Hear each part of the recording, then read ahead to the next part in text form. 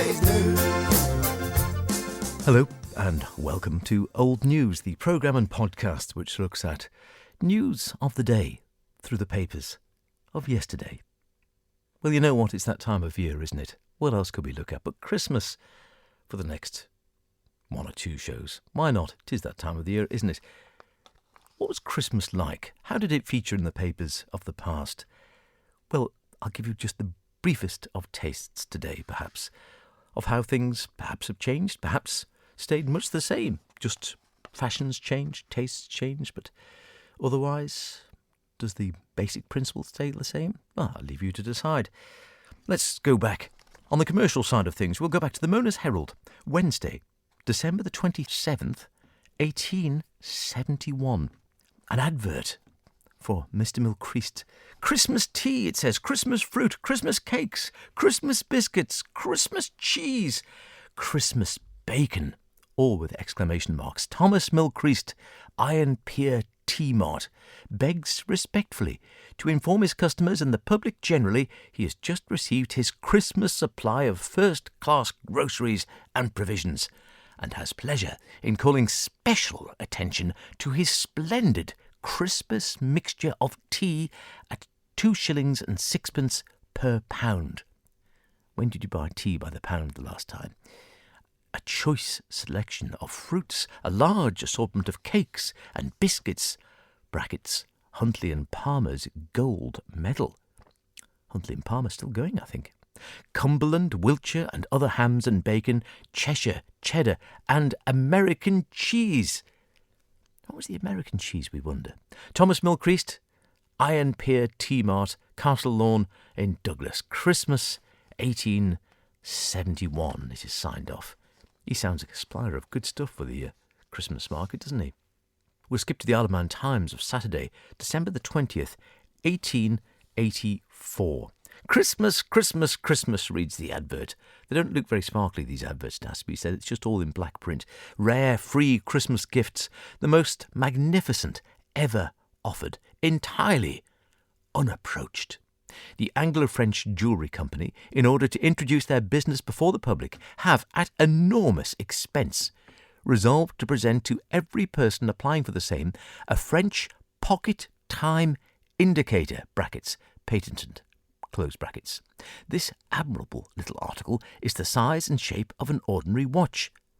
I think it is a watch.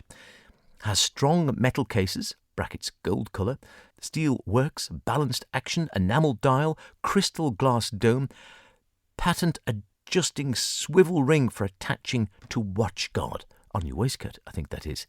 Each denotes solar correct time, and in fact, no one, either male or female, should want to watch when such an opportunity as this offers. A chance will never occur again.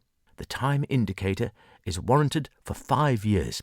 To secure one of these little articles, the sum of 1 shillings and 6pence must be forwarded either by POO, post office order I think that is, or stamps, and 2 will be sent for 2 shillings and 8pence, with the full name and address filled in the form below, and enclosed to the Anglo-French Jewellery Company, Matlock House, Spark Hill in Birmingham.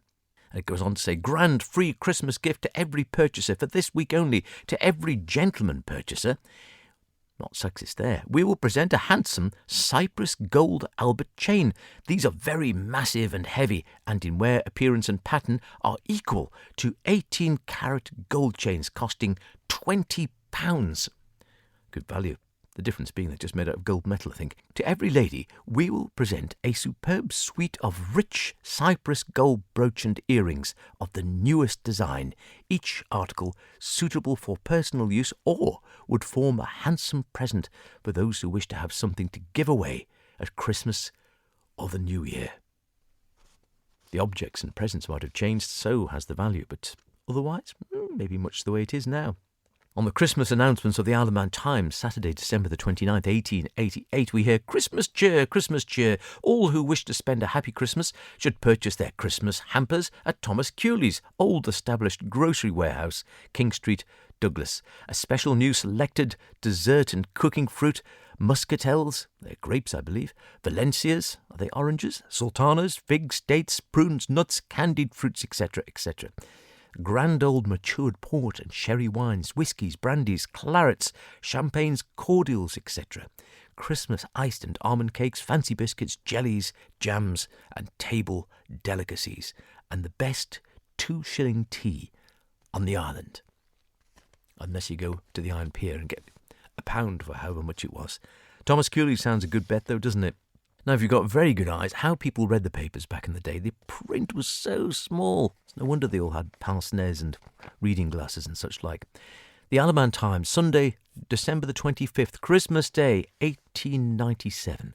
Christmastide, the article is headed. A happy Christmas. Christmas comes once a year and brings good cheer. Would that this saying were in all families true, that none in the cheery season felt the deprivations and needs incidental to poverty. A large selection of the inhabitants of the United Kingdom live upon the edge of actual want, thousands knowing the need of a meal and the comforts of a home. It is useless to deny that much existing poverty is self-inflicted, much that would have existed had prudence and industry ruled the life. It is quite sure that society will not allow actual starvation. Provision must be made for the hungry and the homeless, and that at the Christmas season public efforts are made to provide a plentiful dinner for the one festive day. But this does not compensate for the condition of the poor, especially of the poor living within the near area, whom Providence has remembered and blessed with numbers of children. On passing the little people, the men and women of the future, a few little hearts would thrill with delight on the morning of Christmas to receive gifts of toys or clothing. Would it not be worth the expenditure of a few shillings or pounds to introduce into some poor home the happiness which, for the time being, such gifts would generate? That was a wise Christian thought which induced the introduction through the post of one happy child, surrounded by all that makes child life happy, to another child, living in another town, many miles apart, confined to bed with sickness and disease, which ultimately will carry the little sufferer to its home in the churchyard. They will never know each other in this world, but the blessedness which follows the gifts of the little donor and the joy which is imparted to the delighted receiver indicate possibilities which surely will have their full fruition in another state of existence. It goes on for columns more like that. I'll leave it there, I think, but some words, the sentiment of which we might agree with to a degree, the language very different. And finally, skipping forward to the Ramsey Courier of Friday, January the 5th, 1945, Christmas, in an article, or at least a feature, entitled Grain and Chaff. Christmas has come and gone again in a world battered by war. Families have been torn asunder and loved ones scattered far and wide over the earth. In so many homes, the atmosphere, which must have been poignant with memories of previous Christmas tides when the family circle was complete, when there abounded peace and contentment and love. For 6 years, that has not been possible, and the men of our country have eaten their Christmas fare on all the battlefronts of the world.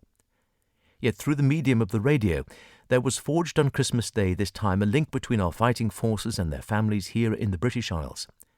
Through the BBC, Mother was able to exchange Christmas greetings verbally with her son, wife with husband, child with father. We heard the joyful singing of well-loved carols and happy voices of children, the brave courage running through the words spoken by those in the liberated and partially liberated countries of Europe. And we heard the voice of a London soldier fighting in Germany. And then we listened to the voice of His Majesty the King. His message, heard in all parts of the world, imbued one with consciousness that He who rules in authority on an earthly throne prays and works and advises for our well-being here on earth as our heavenly King ever plans for the good of our wayward souls. I watched a 3-year-old child opening her parcels on Christmas Day, the youthful beauty of her expression as she unwrapped each package and found the gift therein was something I shall long remember, says the writer.